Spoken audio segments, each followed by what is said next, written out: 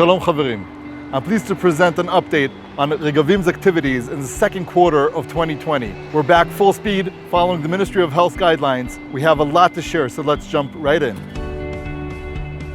We launched a mass media campaign about the Trump Deal of the Century peace plan, calling for the extension of Israeli sovereignty to Judea and Samaria. תנועת רגבים היה קמפיין, ובו הם קוראים לראש הממשלה, ההיסטוריה תשפוט ריבונות או מדינה פלסטינית. שלום למנכ"ל עמותת רגבים מאיר דויטש. האם הוא ייזכר כבית"ר או כהפועל, כבן גוריון או כאריק שרון? Our campaign created quite a stir in national and international debate on the issue, impacting decision makers at the highest levels in Israel and the United States. A public opinion study we conducted at the end of the campaign proved unequivocally what Israeli citizens are saying loud and clear. Israeli sovereignty in Judea and Samaria? Absolutely. A terrorist state in the heart of our homeland?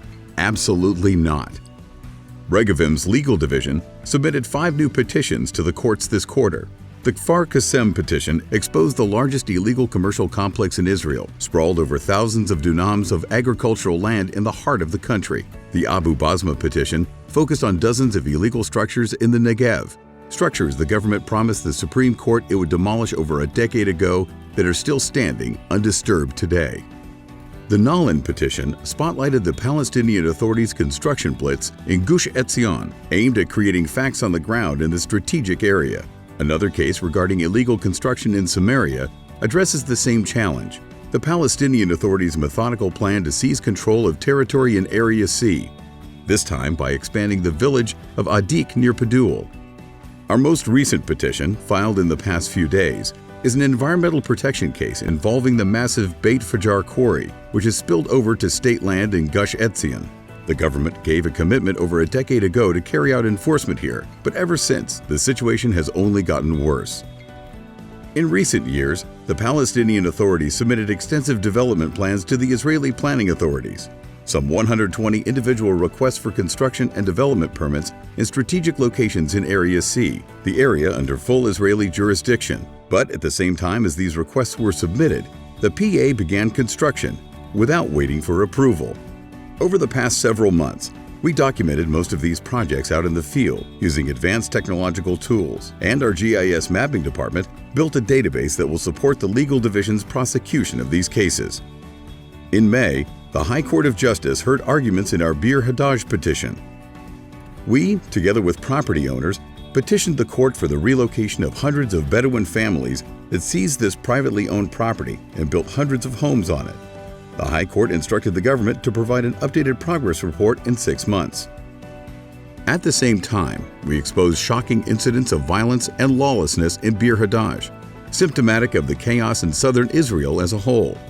The footage we publicized of IDF soldiers and officers who were attacked during a training exercise led the Minister of Home Security MK Amir Ohana to initiate a broad law enforcement sweep in the area.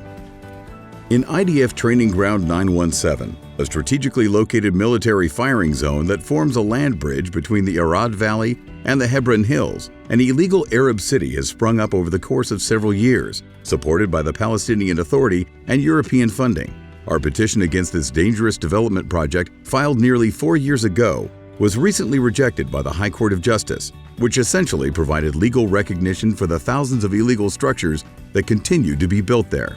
Only 1 week after this decision, the High Court overruled the regulation law, which would have granted legal solutions for Jewish homes built in Israeli communities. We released a video clip on social media, which was seen by nearly 1 million viewers, illustrating the High Court's relative justice. אל תתאמץ, אדוני, גברתי, אל תנסי, מדובר פה בבית דין גבוה לצדק יחסי. During the Corona crisis, the Ramallah municipality dumped tens of thousands of tons of garbage into an abandoned quarry in the Binyamin region. After our media expose and the legal steps we took against it, the civil administration got serious about enforcement at the site and announced that the Corona dump would be shut down. We will continue to monitor the site to ensure that Mount Trashmore is removed. Our new Planning Committee's monitor discovered that the Southern District Planning Board is taking steps to establish a new Bedouin settlement in violation of procedural regulations. We also exposed an internal planning authority document that advocated exploiting the state of emergency caused by the Corona crisis to legalize tens of thousands of illegal structures in hundreds of Bedouin squatters' camps. As a result of our expose, the Bedouin Authority repudiated this plan and disavowed the document's contents. Last year, we led the campaign against a terrorist state right around the corner, which led the Political and Defense Cabinet to launch the Battle for Area C. And this policy shift has resulted in a dramatic change on the ground. Today, there is full cooperation between defense forces and the land protection coordinators appointed by the municipalities in Judea and Samaria, local volunteers, and Regavim's field coordinators. And this cooperation has led to dozens of enforcement operations each week. Every day, illegal activity is being stopped in its tracks and construction equipment impounded. We continue to pursue legal remedies for evacuation of the illegal village of El Zarnug, built on private Jewish-owned land. And thanks to our efforts, several new structures there were recently demolished.